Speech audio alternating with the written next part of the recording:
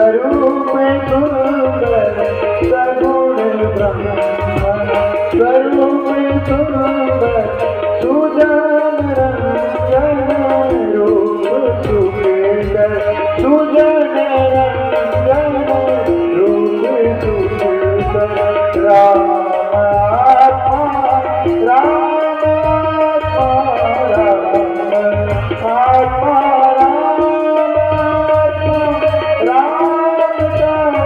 सम्मान करिए ज्ञान धरिए गुणगान करिए ज्ञान धरिए राम प्रभु की भद्रता का प्रभु की भद्रता का साध्यता का